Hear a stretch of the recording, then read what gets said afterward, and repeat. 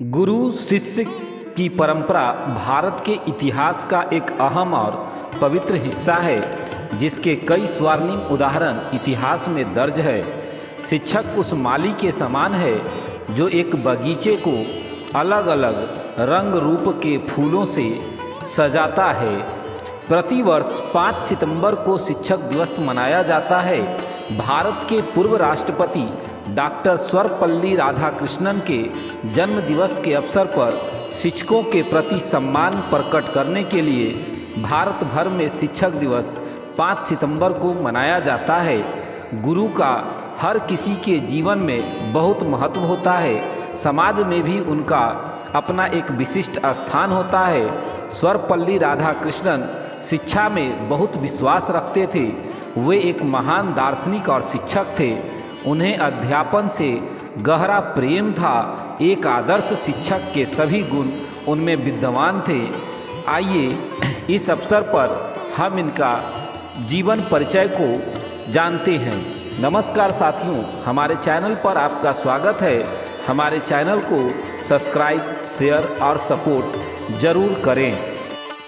Doctor Sarvepalli Radhakrishnan का जन्म 5 सितंबर 1888 को भारत के तमिलनाडु में स्थित एक छोटे से गांव तुर्मानी में हुआ था।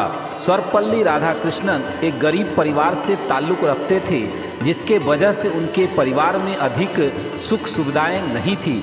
मगर उनके पिता गांव के सबसे बड़े ज्ञानी माने जाते थे, जिनकी संगत में सर्वपल्ली राधाकृष्णन को बचपन से ही किताबें पढ़ने का शौक़ हुआ था। अलग अलग तरह के धर्म ग्रंथ के अलावा उस जमाने में अंग्रेजी किताबों को भी उन्होंने पढ़ना शुरू किया। मगर गांव में अच्छी शिक्षा की व्यवस्था न होने के कारण उनके पिता ने तिरुपति से लूथर शरण मिशन में अपने बच्चे को दाखिला करवा दिया। 1886 तक तिरुपति में रहकर उन्होंने अपनी प्रारंभिक शिक्षा को पूर्ण किया। जब वह तिरुपति में पढ़ाई कर रहे थे तो उसी दौरान महज 16 साल की आयु में उनकी विवाह उनकी दूर की चचेरी बहन शिवकामू से कर दिया गया। इससे उनकी 5 बेटी और 1 बेटा हुआ। इनके बेटे सर्वपल्ली गोपाल भारत के बहुत जाने माने इतिहासकार बने। 1990 तक बेल्लूर में जाकर सर्वपल्ली राधाकृष्णन ने अपनी कॉलेज की शिक्षा को पूरा किया। यहाँ उन्होंने राजनीतिक में स्नातक की डिग्री हासिल की। इसके बाद 1906 में मद्रास यूनिवर्सिटी से उन्होंने दर्शन शास्त्र में एमए की डिग्री हासिल किया।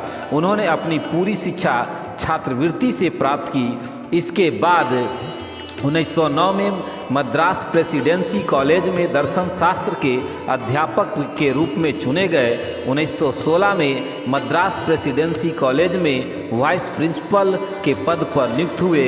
इनके पढ़ाने का तरीका इतना प्रचलित हो चुका था कि इन्हें ऑक्सफोर्ड यूनिवर्सिटी में पढ़ाने के लिए बुलाया गया और वहाँ के बच्चों को इनके पढ़ाने का तरीका इतना पसंद आया कि सर्वपल्ली राधाकृष्णन को ऑक्सफोर्ड यूनिवर्सिटी में दर्शन शास्त्र के अध्यापक के रूप में नियुक्त किया गया। मगर विदेश में उनका मन नहीं लगा। इस वजह से वह वापस मद्रास के उसी कॉलेज में लौट आए जहां उन्होंने एमए की डिग्री की थी। उनकी प्रतिभा को देखते हुए मद्रास कॉलेज में वाइस चांसलर उन्हें बना दिया गया।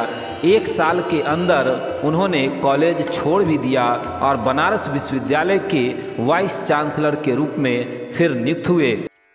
इस तरह शिक्षा के क्षेत्र में उन्नति को देखते हुए जवाहरलाल नेहरू के आग्रह पर सर्वपल्ली राधाकृष्णन राजनीति में कदम रखते हैं और भारत के दूसरे राष्ट्रपति के रूप में देश को अपना जीवन समर्पित करते हैं। आपको बता दें कि जब राधाकृष्णन ऑक्सफोर्ड यूनिवर्सिटी में जब पढ़ाने गए तो कुछ साल के लिए अपनी पत्नी और बच्चों के साथ वहीं बस गए थे। मगर उन्हें विदेश जब रास नहीं आया तो वहां से पूरा परिवार गांव लौट आए। डॉक्टर सर्वपल्ली राधाकृष्णन एक महान दार्शनिक थे।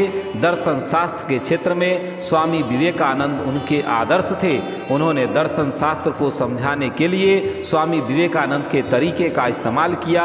जिस तरह से स्वामी विवेकानंद उस वक्त में अपने भाषण को दिया करते थे, सर्वपल्ली राधाकृष्णन उससे प्रभावित होकर दर्शन शास्त्र पढ़ाया करते थे। डॉक्टर सर्वपल्ली राधाकृष्णन ने अपने पूरे जीवन में 60 से अधिक दर्शन शास्त्र की किताबें को लिखा है।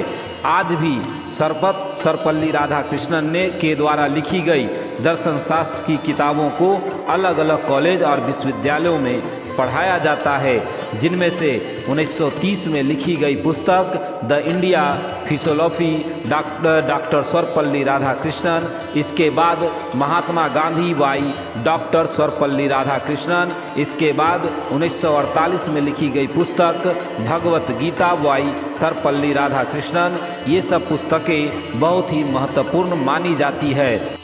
डॉक्टर सर्वपल्ली राधाकृष्णन 13 मई 1952 से 13 मई 1962 तक लगातार 2 बार भारत के उपराष्ट्रपति बने और भारतीय राजनीतिक में उस वक्त जितने भी लोग थे सब डॉक्टर सर्वपल्ली से बहुत प्रभावित थे और उनकी प्रशंसा करते थे।